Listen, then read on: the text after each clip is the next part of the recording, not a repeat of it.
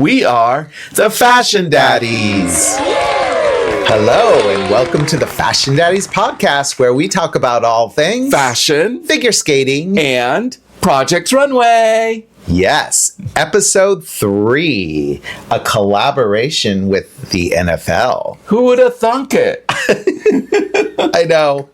It was not on my bingo card. Neither mine. Yeah. Yeah, but, you know, here we are. I know. And, you know, sometimes when you work on shows like this and you get, you know, people reach out, Yes. like corporations, sponsors, companies, huge companies, and they say, we want to work with you, we want to collaborate with you. And you start thinking, well, how do we make this work? Yeah. Especially for a show about fashion.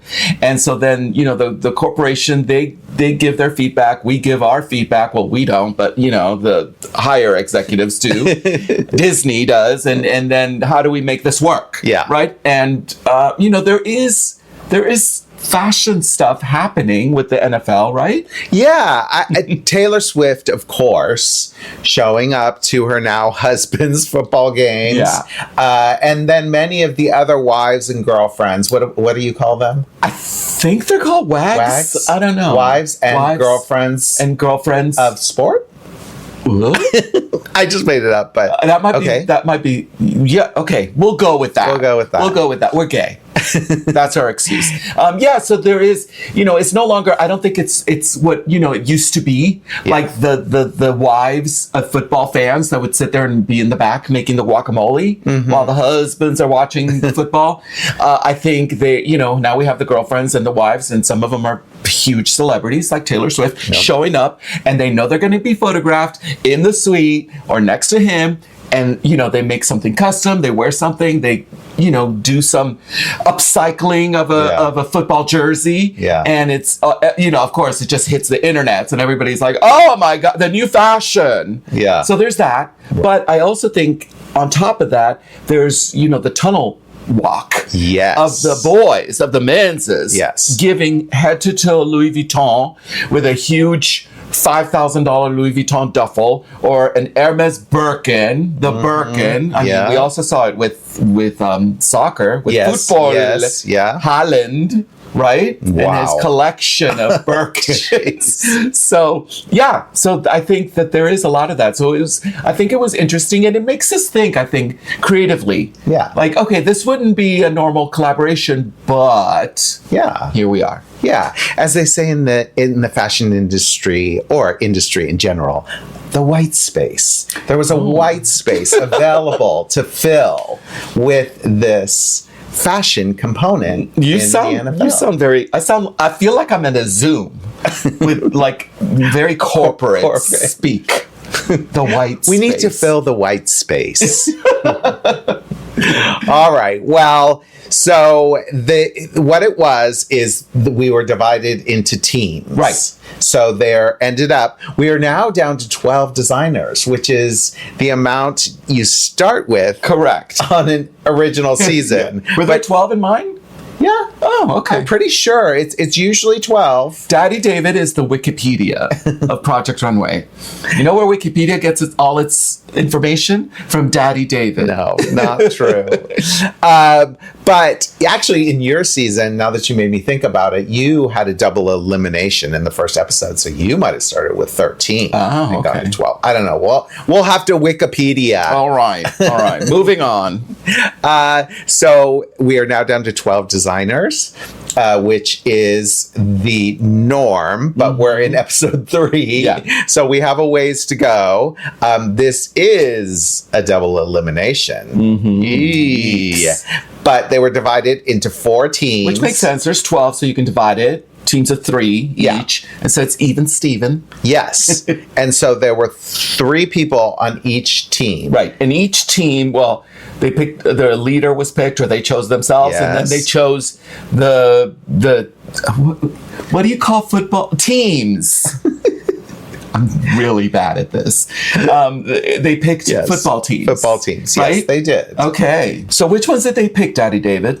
Okay, so they picked, let me see if I get this right. Okay, I have it right tell here. Me. The New York Giants, which was red and blue. Check. Okay, the Carolina Panthers. Check. Which was blue. Okay. Then they did the Philadelphia Eagles. Yes. Which was this beautiful green. Right. Deep green color, right? Mm-hmm. And then the last one. Let's see if he gets this right. I can't remember. I'll give you a hint. Yeah. It's another bird. I don't know. It's Falcons. From what city? Atlanta Falcons. Yay! Ding, ding, ding, ding, ding, ding. And what were their colors? Red and black? Yes, and Okay. white. And white. Yeah, we got it. So they picked, Moving on. Moving on. So tell them a little bit of behind the scenes, because we were tasked to help getting the logos and getting them embroidered, so then the designers could place those logos in their designs. Yeah, so Right? one of the requirements that the NFL really wanted was a logo on every look. This is total inside dish. Yeah, You only get here on the Fashion Daddies. So listen up. So I don't think that they didn't, as Nick just said, say it on air, but they had to put the logo, the team logo, on each of their looks, and they were not required to have a certain size or a certain placement. They could put it wherever they wanted, Right. Whatever size they wanted. It just needed to be on every single look. So if you go back, if you didn't notice, you will see those logos. Some were a little more prominent, Right. and some were less prominent. And so when they came to us and said, we need these patches or embroidery or whatever it needed to be Yeah. of the logo Right. on the garments, we were like, well, the first thing we thought of was our Bernina machine. So we used Bernina on the show. The Bernina 770, Yes. which is the embroidery machine. And the Bernina team, which is always so great, they come in and it's very concierge service, and they set up the machines, and they also come in after every challenge to fix anything that might have gone awry, Yes. let's just say. Which does. But then during this interim between the last challenge and the NFL challenge, they were gone. And so basically we were on our own to figure it out. Yeah. And Daddy David pulled one of the Bernina embroidery machines, opened it up, set up the whole thing. We went on YouTube. Well, first we wanted to see if it could be accomplished. Oh, yes. So I did reach out to them and ask them, and they said, of course. Right. But I wanted to test it myself, and I think that they wanted to see a sample of a logo, and if it could be done. Meaning NFL. NFL, and Yes. of course our producers. Right. So we needed to do it immediately. We couldn't wait for No. Bernina to come back. So like Nick said, we grabbed a machine, we set it up. I hadn't used one before, so it was a big learning curve. Oh, and we were doing this backstage secretly. I think we have a photo with one of our other producers, Frank, like peeking at Daddy David using the machine. We had to do it secretly backstage while the designers were working on the previous challenge. Yes. And some of them would come in because we were right in the area where they could maybe pick up some buttons or zippers, right? Yeah. Uh-huh. And so sometimes they were like, "What you doing?" And we're like, look away. Look away."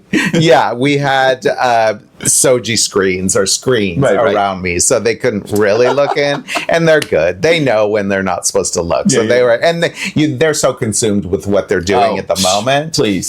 So anyway, we did the test. It worked out great, and then Bernina, as wonderful as they are, came in, brought additional embroidery machines and an additional person.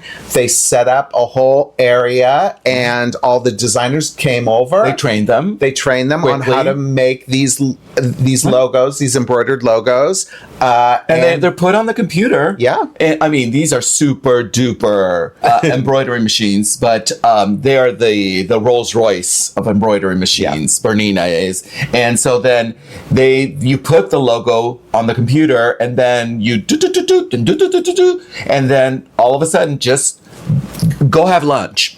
Yeah. And it just prints it out. Yeah. Right? It just goes. You'll see. We have some video footage that I gotta put together. Maybe we'll put it up there. But it was fun. It was great. Yeah, and they all got their logos, whatever size they wanted, and it all worked out. So Thank you, Bernina, for Yeah, that. thank you. Because that was really a lifesaver, because we weren't quite sure how we were going to accomplish that in such a short period of time. Yeah. We couldn't send it out. No. You know, we couldn't have them made. Right. So it was great to have that. It was really And all those logos had to be approved by the NFL, making sure that it's the right color. We had to get the right color thread. Okay, we're talking too much. Enough of the inside dish on the embroidering of the logos. Thank you. Yes. Okay, so now let's get to the looks. Okay. And the teams and what we thought of them. That's what I'm here for. Okay, so we're going to go through each team. We're going to maybe at the end say which one we thought was the best. Okay. Individually. Okay. You choose your best. I don't even know what you thought was the best. Okay. All right. Let's go. I have a feeling. But, okay. The first team we're going to talk about is the winning team. And they had chosen the Carolina Panthers. And then Joseph McCray was the leader. Yes, he was. Right? He was the team leader. And can I just start? Go. I really liked this. Yeah. I really liked it. And I wasn't shocked that they were the winner. I know that some of maybe the other designers, the competing designers, might have been like, but I thought it was impressive. I thought the shapes were great. Yeah. There was a nod to the quarterback and the quarterback shoulders and that kind of silhouette. Right. And then it also represented them. And so they gave fashion. What were the three, by the way, what were those three things? When Heidi and Christian said, we need you to design something, it's a collaboration with NFL, the looks have to be what? Okay, so what was interesting was that the NFL did not want traditional garments, traditional athletic wear garments. Right. They already have that with Abercrombie and Fitch, Correct. which they have a collaboration. In other words, the hoodies and the sweatshirts and the sweatpants. Like, that's not what they wanted. No, which surprised us a little, but it was great. And it was fun. And it was perfect. They knew for Project Runway. They wanted them to push the boundaries. So why would they want to? Of course. Yeah. Why would they want to collaborate with a show such as Project Runway and have them make sweatshirts? No, that's been done already. Yeah. It's like, no, we want to see what these creative, artistic designers would do with this. Yeah. And they wanted to push the boundaries. Yeah, so it was boundary pushing. Okay. 1. Editorial. 2. And wearable art. Is that avant-garde? So that was a tricky point because this isn't an avant-garde challenge. Right. But the reference to wearable art is sliding over the line. It's a gray area. Yes. Which, if I was a designer, I'd be asking questions. Yeah. I would be like, after they announced that, I'd probably tap the shoulder of some of the other producers and be like, what I need explanation. Yes. Of what you mean by this, because I'll give you wearable art. I'll give you avant-garde, whatever. I'll give you Tom Brown, football.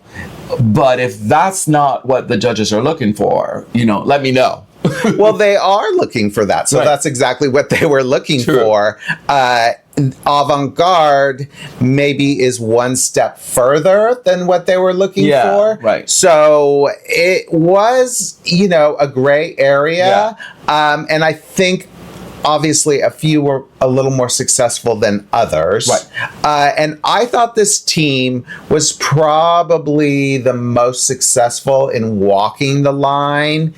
None of them really chose wearable art, I don't think. I think editorial and boundary pushing were definitely there. When I look at this team, I check those boxes. Maybe not avant-garde as much. You might classify Joseph McCray's a little bit. Yeah. But not so much. Avant-garde, it would mean like there would be a train from in the pants from there to Brooklyn, and then some out of control headdress. Yeah. And then that would make it avant-garde. But I like this. I thought it was cohesive. Yeah. And, I've already talked about the shapes. I thought that they were definitely editorial. Yeah. For sure. And they worked. They worked together. And again, each designer did not lose themselves Right. in this challenge. I think that they were all pretty successful. I really liked the baby doll with the patchwork that Erin did on Jessica. And then Naeem's look,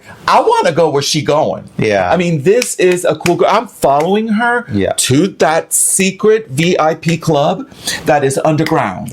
I'm following her down the stairs, and she's taking me to the back, honey. And it might not go so much with the others because you don't see the blue. Yeah. But it still works. I mean, she's the super cool girl. She's leading the other two girls to go to that VIP NFL club. Yeah. I do think if the one critique is the cohesion of this collection, and I know we saw that he struggled with it, not using prints or patterns. Naeem did.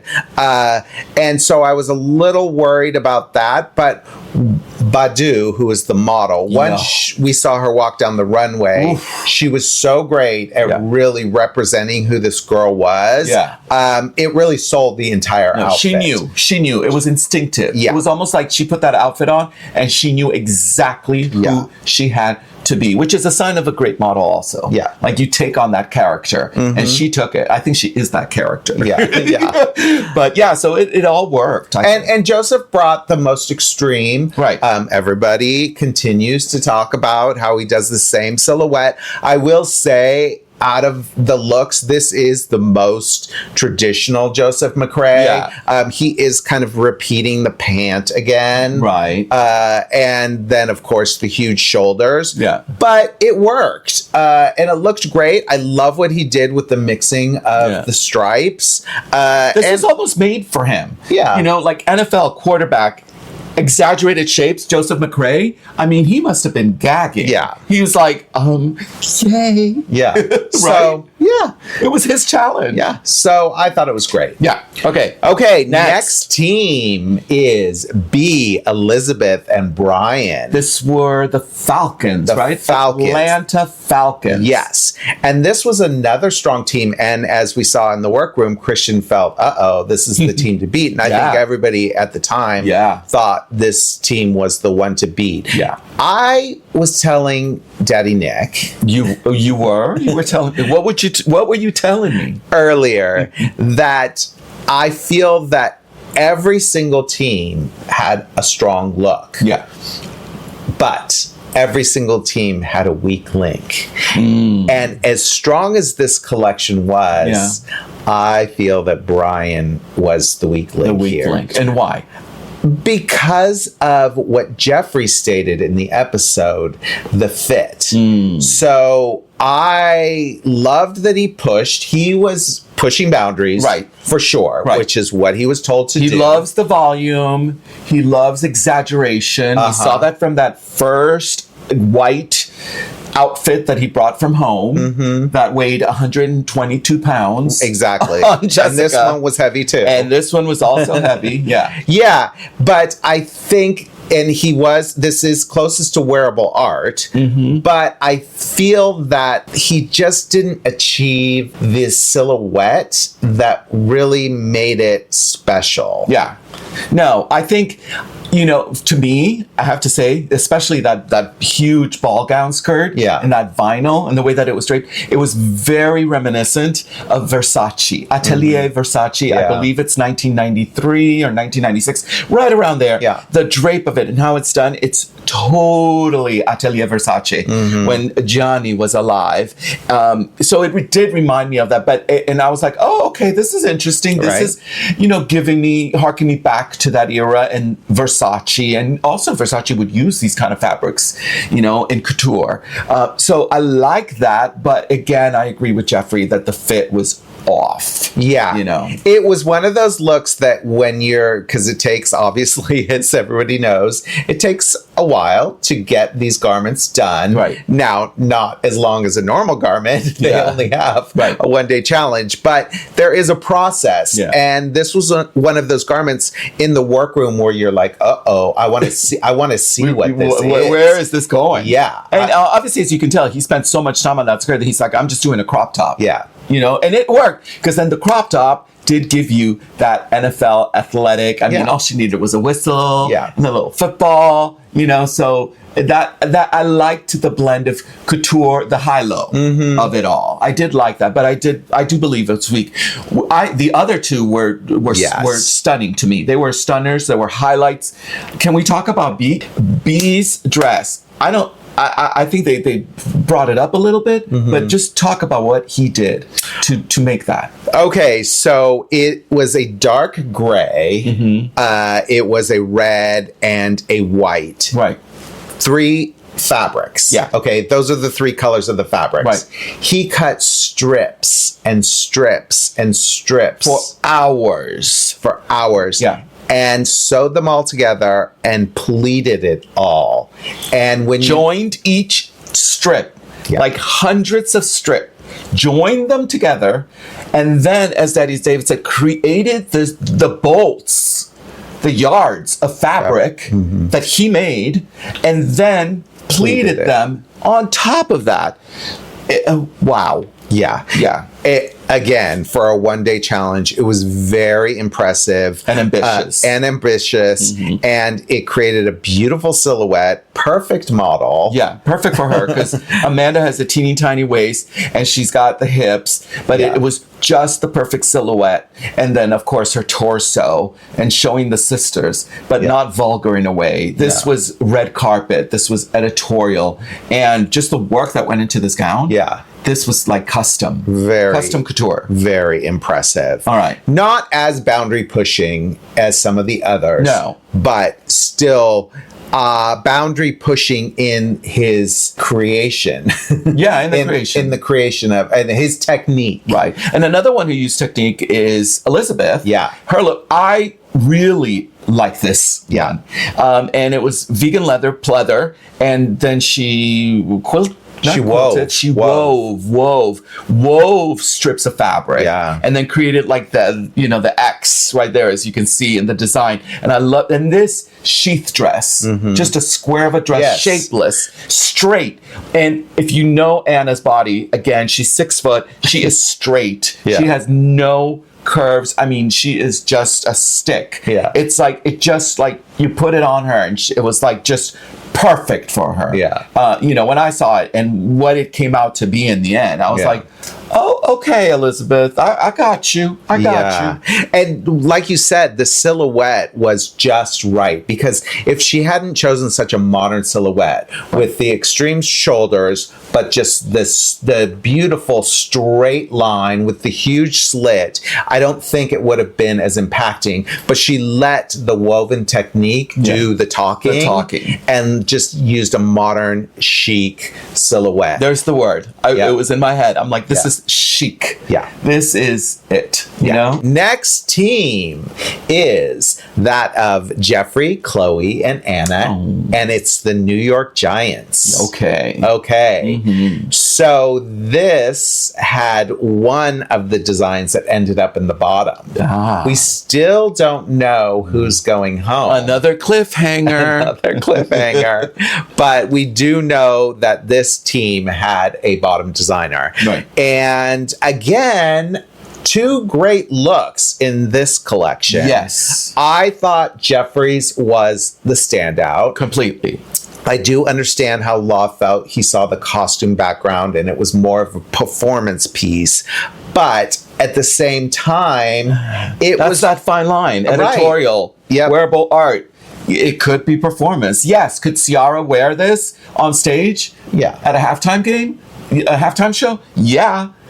Well, I think that unfortunately, because Jeffrey got pegged as a costume designer, that when this is a challenge where he could do things that were slightly, as they say, boundary pushing, wearable art. And so he gets labeled. So I think it was a little unfair. I mean, like I said, I do understand what Law was saying, but I still think that this was a great look. The construction. Daddy David. I mean, can we talk? It's amazing. Amazing. When he made this corset, fully bound, lined, and fused and boned, and he literally, it's like I think we took a lunch break and came back and it was done. I mean, you blinked. Yeah. And I mean, what Jeffrey can do is unbelievable, and the fit. Yeah. Lexi, talk about a figure. Yeah. Because she got and this is a praise, that booty of hers, and it fit to perfection, fitting every curve just right. Yeah. I mean, I almost became straight. Just, I'm gonna say it right here. Well, I also just love the proportions, which were so cool. Yeah. Because the skirt was very short. There were cutouts along the side. Right. And then he exposed the shoulders. Yeah. So there was a great amount of skin, but then covered up in all the right places. And the fit, the snatching. And the snatching of the waist. It was amazing. I think Jeffrey's middle name should be Snatch. Jeffrey Snatch. Yeah. That's what it should be. And then the other one we liked, Anna. Right. Which was the all white. It was a jersey piece. Yeah, it was like a t-shirt fabric. Yeah. Like jersey, like white jersey. And it was draped, kind of, pulled in there with shoulder pads, giving a nod to the football uniform and the quarterback and all that. And then another corset. Another great corset. Didn't hurt that she was on Jeffrey's team to help make that perfect. She likes making corsets too, but she does. In addition to have the corset master next to you, I'd be like, hey, can you refine this for me? Or give me some help, some mentorship. Well, she looked amazing, and like they said, she looked expensive. Yes. Expensive. She was the wife of the quarterback. Yeah, for sure. And to me, it had this sort of Grecian quality to it. The white, like Grecian statue, I should say. She almost looked like a statue. The way it was draped at the bust, under the corset. This all sounds good. Yeah. But then we have Chloe's look. And it just, oh gosh, she struggled. She struggled, and you can see the struggle. Yeah. And you can see the struggle. And Lyris, who has one of the best figures of all our models, and is so stunning. She's our Naomi Campbell. And it's like she just put a sheet of jersey around it. She literally did. Yeah. And just threw it on top of her, and then a half-done corset with the little ties. So what I will say is I do think the silhouette is nice, and I think it looks nice on Lyris. The actual draped silhouette off the shoulder, the corset that snatches the waist, the small corset. What she was attempting, I think, could have worked if it was done correctly. And I think that she just ran out of time. She pivoted, and I think that's why poor Jeffrey was frustrated, because I think he saw it and he knew how he could have made it work. God, how frustrating! Yeah, but he didn't have time. I mean, what he accomplished on his own was a ton. Yeah. So he could have. I mean, we've been there. We're now in the 22nd season of Project Runway. We've seen these team challenges where a designer is like, I'll help you make it. And then they end up on the bottom. Yes. You know how that works. We've seen that movie. Yes, we've seen that movie. So luckily, he just continued on with his garment, and poor Chloe, unfortunately, just struggled. So that was unfortunate. Okay. And then we get to the last team, which is the Philadelphia Eagles. The Eagles. Yes. Yeah. And they had Jude, Andre, and Bobby, and this was the drama team. The drama team. Crying. Yeah. And whenever that happens, it ruins everything. Right. And they never got started on the right foot from the moment. I think from the moment Bobby wasn't chosen as a leader, it did. It brought a cloud. It brought a cloud. Yeah. Then when they were choosing fabric, nobody could get on the same page. Oh, there was that. And so, Two then clouds. they couldn't get on the page of something that was chic and wearable and something that was boundary pushing. Right. And I do understand her argument. They said boundary pushing, and Audrey and Jude didn't want to do boundary pushing. No. And so that was frustrating for her. But then she made something the wrong way. Then on top of that, then it really, and I think she did that because she just was she was already out of whack. Yeah. And so I can see that all of a sudden, and then she spent all that time making that, and she was like, oh, holy hell. Yeah. And the crying and the whole thing. And I remember watching it from afar and just, especially, I just felt bad for Jude. Yeah. I was like, oh, enough of that drama. Let Andre and Bobby just, fight it out. But, Jude is so quiet and such a centering soul kind of a figure that you could just see the strain in his face, in his quiet demeanor face, going, I'm just not going to get into it. Yeah. I'm just going to do my thing.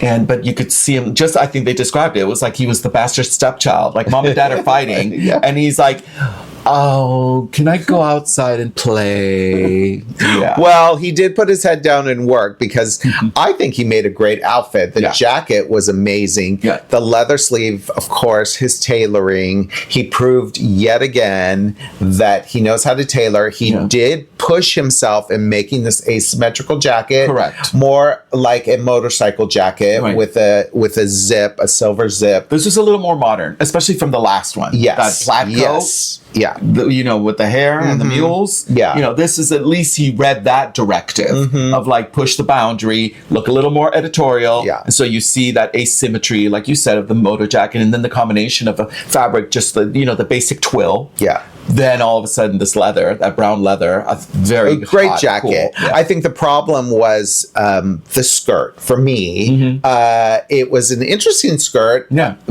Asymmetrical, high on one side, low on the other. But if you look at it, all the proportion is on one side. So the fullness of the jacket is on one side, and I'm looking at it right now. And the majority of the skirt is on one side. If it was if she turned the skirt to the other side? I'm not sure, but it may be. I just don't even know that the two pieces work together. Law said Bermuda shorts. I mean, he's such an amazing stylist. He saw that. I don't know that I would have seen that. I would have seen and that. I don't know what that would look like. Yeah. I can't even totally envision that. But I do agree that it was the skirt that was the problem for me. Yeah. All right, Andre. And Andre, again, I don't think that this was a horrible outfit. No. The jacket, they had a problem with the shoulders being inset. And I do agree that I don't really love that inset shoulder, but I do think that's what he was going for. Yeah. I don't think it was a mistake, is what I'm saying. Correct. Yeah. Yeah, I don't think so either. I think he meant it to be that inside. I do like that shape, that extreme shape. It's like a sleeveless top. Yeah. Where, you do cut out a little bit of that armhole here, but it's in a way that is, again, paying homage to NFL football and the quarterback. Yeah. And I thought it was made great. The cargo pockets, I didn't have a problem with. Those buttons, it's like you went to a yard sale. Yeah. And found those buttons and were like, I'm just going to put these in. And then the pleated skirt, I didn't have a problem. And I thought Rain with the slick back hair, the styling of it all. Looked nice. It looked nice. Looked great walking down the runway. Powerful. Yeah. And then we have Bobby. Oh, God. I mean, where do we start? Wow. Yeah. I mean, I don't even know where I was saying Chloe, I could see where she was going, and I feel like the silhouette actually was flattering to Lyris. This silhouette, I don't know where she was going. I don't think it was flattering. No. The construction was atrocious. I'm sorry, I couldn't find another word. And in all, especially when you see Jeffrey from another. I mean, you shouldn't compare. I guess, is it apples to oranges kind of? Well, but then no, at the same you time, you're compare. like, well, you okay? Yeah. That's what that's a competition, right? It's a competition. It's like, listen, if Jeffrey can do, hello. And in all the seasons we've worked on, honestly, I don't know if I've seen a garment less finished, especially the skirt. You want to talk about it? Well, I mean, they showed it basically. But I don't think they discussed it. They did. What happened? Tell them what happened. Well, just tell them what happened. Basically, the skirt was exposing her backside, and so she just took fabric and shoved it in there, just so it was covered. I don't know what it was meant to be. If there weren't fabric, maybe she just couldn't finish, and it was supposed to be something. And that's what the judges were. They're like, Heidi turned to Law, and Law's like, what is happening back there? And we were like, we can tell you. Just talk to us later. We'll talk later. Yeah, and then the sort of football top just didn't. I obviously I know she was trying to push boundaries. In her defense, that's because that was one of her fights. Yeah, that she didn't see Jude or Andre push the boundary, so she's like, I'm gonna do it. Yeah, and I guess she considers herself a boundary pushing for sure type of a designer that you see from her Supima collection. And so she's like, no, I gotta stay true to who I am, and so she did this, but it was just not. Yeah, it didn't. I don't quite even know where she was going with this. Honestly, it didn't. Sometimes you can see, this is something they're attempting to do, this boundary pushing silhouette. But this I didn't quite even understand. And she knew it too. And like we've said, she's great. Bobby's amazing. Yeah. She's so talented.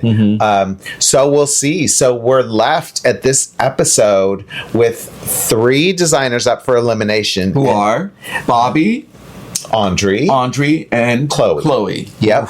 And 2 of them will be going home. So, of course, you got to stay tuned for that. Yeah, stay tuned. All right. Well, that was our review. Oh, wait. What? You didn't tell us which your favorite team was. My favorite team? Yeah, who you thought should win. The best team. The best team? Yeah. Joseph's. You did? Yes. Okay. Carolina Panthers? Carolina Panthers. Okay, yeah, no, I agreed with the judges, and I thought, yes, they were the best team. Yeah. Okay. Because I love the bright color, and I love the shapes. Well, I did too. So we all agree. We agree. Yay. All right. Okay, well, tell us who you thought should have won. Yes. And keep following us on Instagram and TikTok at the Fashion Daddies. And YouTube. And, of course, watch this podcast at the Fashion Daddies and tell your friends, okay? Yes. And if you haven't already, don't forget to get our book, The Basics of Pattern Making for Fashion Design. Yeah. Speaking of proper draping and pattern making construction, learn it all there. All right.